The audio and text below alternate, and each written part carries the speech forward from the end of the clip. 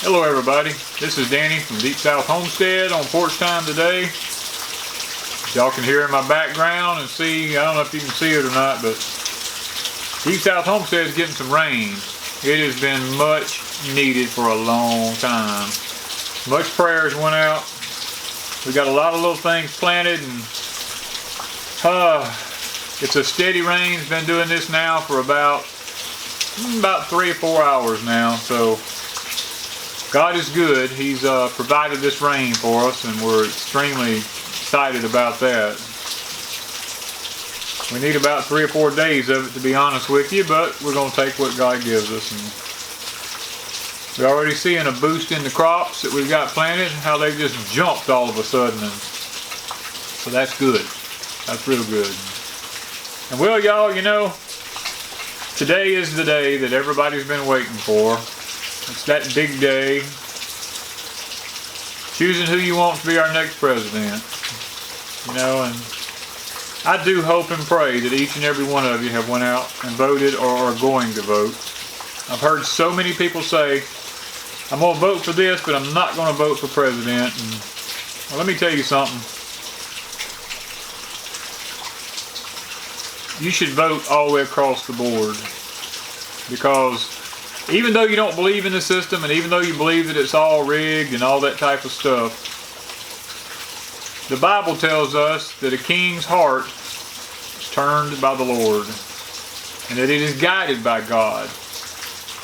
And my friend, America is no different than any other country in the world. When the Lord said that He guides and moves a king's heart, literally, he moves the president to go wherever he wants him to go and to do whatever he wants him to do. And we want to sit back and we want to blame everything on the system. And my friend, the bottom line is just this. The bottom line is America has decided to take on some wicked ways. And just like Israel, when Israel decided they didn't want a prophet anymore, and they told him, said, we want a king. God told him, says, well, I have a system set up for you, but if a king is what you want, then I'll give you a king. And God gave him King Saul. He told me, he says, but now when I give you this king, your children and your grandchildren will be servants and maid servants, and you'll have to pay taxes, you'll have to do all these things.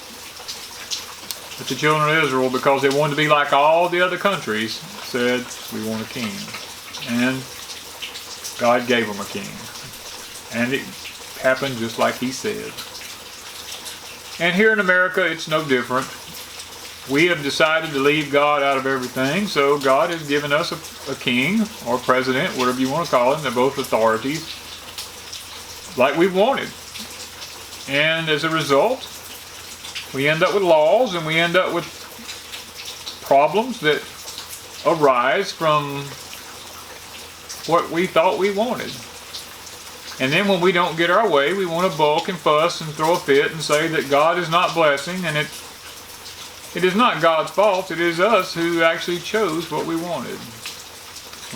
We've derived on the system that we have today.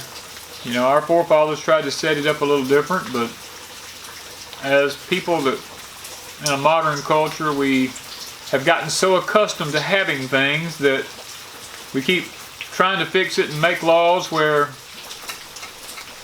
it just makes it easier for us, you know. And all this kind of come home to me this past Sunday.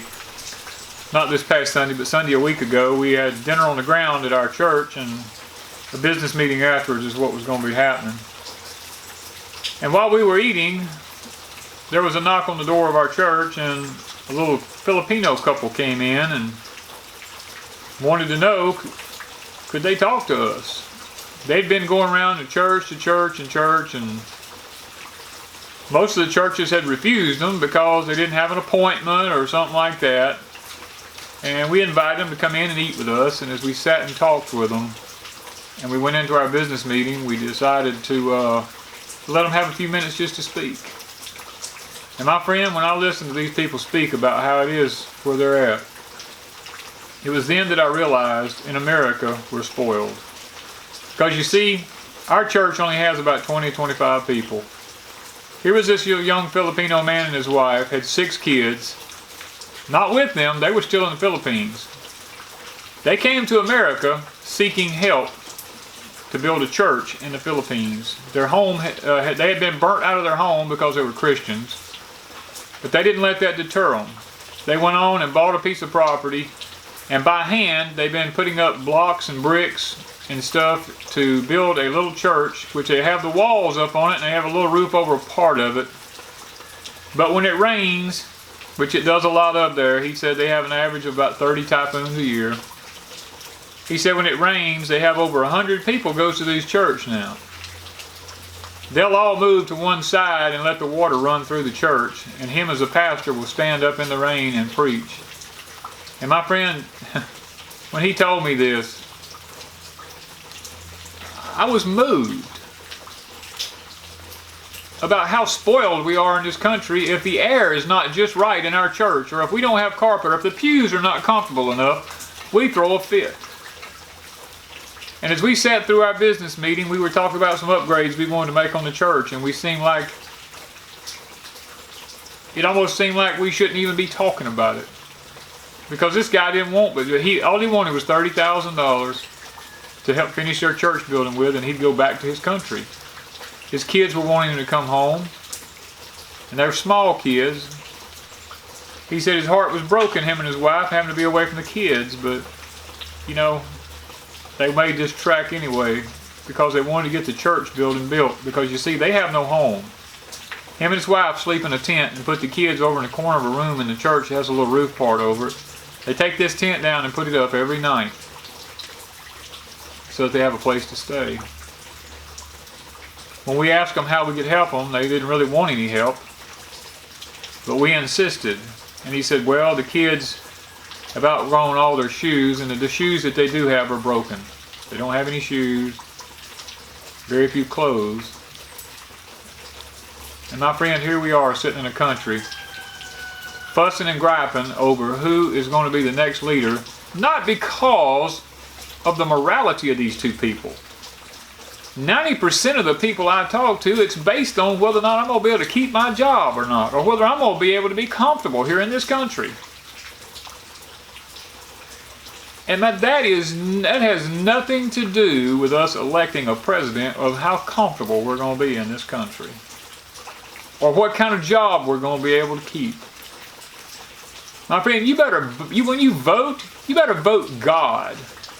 You look at these two candidates and you decide, and I know both of them are just as wicked as the day is long. There is no good in this hardly. But look at the ones for vice presidents. I mean, look at who could take their place. And go on those thoughts. I'm not going to tell you who to vote for. My God's sake, I think your conscience ought to help you out a little bit there anyway. But you know, our country's really broken bad. And we have a lot in our country that's wrong. And it's only because we've allowed it to go wrong. Because we haven't stood up and we haven't been what we should be. We've allowed laws and rules now to get out of hand. And it is what it is now, people. People are saying, what am I going to do if Donald Trump wins? What am I going to do if Hillary Clinton wins? Well, I'm going to tell you what you're going to do. It's like somebody asked me the other day, said, Danny, what are you going to do if so-and-so gets to be president? I looked him square in the eye, and I told him, I said, I'm going to live. Because, my friend, you see, I don't really care which one of them get to be president. I know who I'm going to vote for. But I'm voting based on what I think God would have me to do. Because you see, I've looked at both candidates, and I've looked at the ones that are in their future as far as vice presidents and speakers of the House and all this type of stuff that they're wanting to put in their cabinets and things, and that's where I'm voting at. Because there's a real good possibility that neither one of them will ever be president very long. So I'm looking at who will take their place. And if you do that, it should be a real easy pick for you. Now, let me say this. It's extremely important who gets in office this time, because those of us who are homesteaders, there's a lot of executive orders and there's a lot of laws that have been passed that is really going to affect homesteading in general. So, go vote. Vote biblically as much as possible. I'm not saying that you're going to be able to vote biblically all the way, but vote biblically as much as possible. And think about homesteading. Think about the executive orders that's been passed and how they're going to affect us as homesteaders. And look at the parties and what they stand for and how it will affect you as a homesteader. And I think that'll open your eyes a little bit. Now, whichever one wins, don't quit doing what you're doing. Continue to prepare for any kind of life-changing event, whether it be a hurricane or whether it be a tornado or an earthquake, which they just had one yesterday in Oklahoma again. Whatever it is, whether it's an ice storm, a snowstorm, a blizzard, heat waves, drought, famine, whatever it is, prepare for what will work in your area. Because you see, what works here won't work in your area. If I sit here and I didn't prepare, and it was wintertime, and I didn't prepare and bring any wood in, and I didn't prepare any kind of blankets or anything like that, you know what? I'd probably be alright because I'm in the south. I'd be able to stay a little bit warm with just a small fire. But anybody up north, where it gets 20 and 30, 50 below zero and blizzards come in and stuff like that, if you didn't have blankets and quilts and firewood stacked up and these type of things, a heating oil prepared and things like that, it could cost you your life. So you see, it depends on what part of the country you live in as to what your prepping will be about. It will be different from region to region, so don't quit doing what you're doing. Keep doing what you're doing. Just hurry it up. That's the bottom line. The bottom line is, don't waste time. Don't procrastinate. Don't sit back and say, "Oh, I'm going to do this next year. Or I'm going to do that next year." Even if you're where you can't do much, you need to be doing something to get ready. Because I can tell you something. Should everything make it another year or two, all right, and you are able to get a place, it's a whole lot easier to haul something somewhere than it is to get there and not be able to get it at all. So, stock up, my friends. I'm telling you, the next thing to come down the line is food. Because you see, in 2008, when this country was going through a financial crisis, you know what our law and legislature was doing? They were passing food laws. Yeah, in 2008 to 2012, when we were going through this financial crunch, and everybody's mind was involved on finances, the government wasn't even thinking about passing financial laws. They were more focused on passing laws that had to do with food and water and how they could control it. You see, it was a false flag up there, and now all these executive orders are in place where they can actually do what they want with our food systems. And that's the kind of things we're going to have to deal with, my friend, because you got to have food to survive, and they know that. So I'm telling you, you need to work on your food system, and you need to work on some sort of a water system. Because you see, we got this little bit of rain. We ain't had a quarter of an inch hardly, or maybe a half. But you know what? If we hadn't have got that, we was on day 40 without rain. And my fields are just powder. I mean, literally, my ground here is like talc powder. There is zero moisture. I had a track hoe here, done some bartering, digging out a place over here for me. Digging down 6 foot deep. Still just powder. The swamp in here behind the house where my pig stays. She's rooting down 3 feet deep in the bottom of a running stream. There's no water down there. It's all dried up. The whole swamp is just dust. Is judgment coming? No, judgment's not coming, my friends. Judgment is here. Blessings are also here, and judgment is here. God can bless and judge at the same time. And I'm here to tell you that God is judging this country little by little in order to get our attention.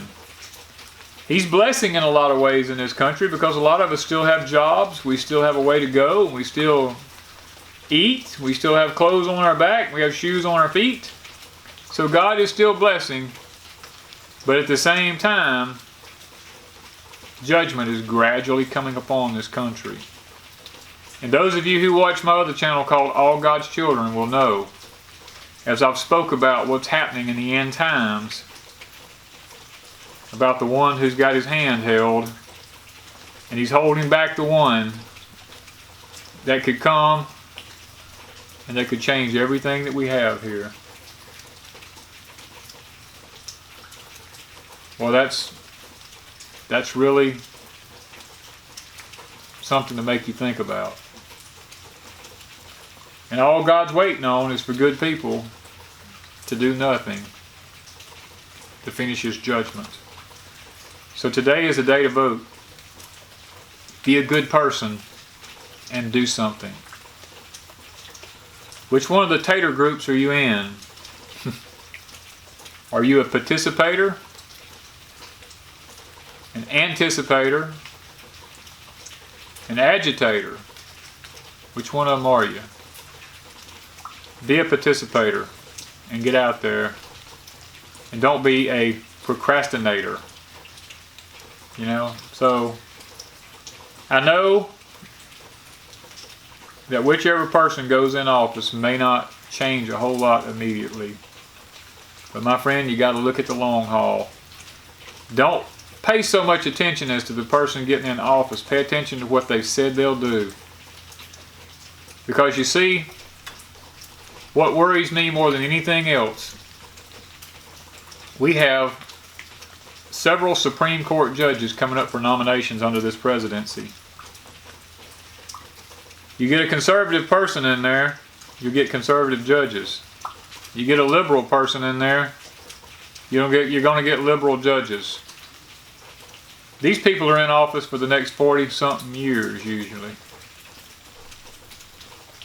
You get a liberal, 40 years is a long time to have liberal judges in there and pass all kind of wicked laws. It could mean the future of your country going away. You get some good conservative judges in there that have good moral ethics. I'm not saying they're good people, I'm just saying maybe they got some good moral ethics. Maybe your children and your grandchildren stand a chance. When good people do nothing, evil abounds. So if you don't vote, don't blame anyone. I'm going to leave it at that. Thank y'all from Deep South Homestead.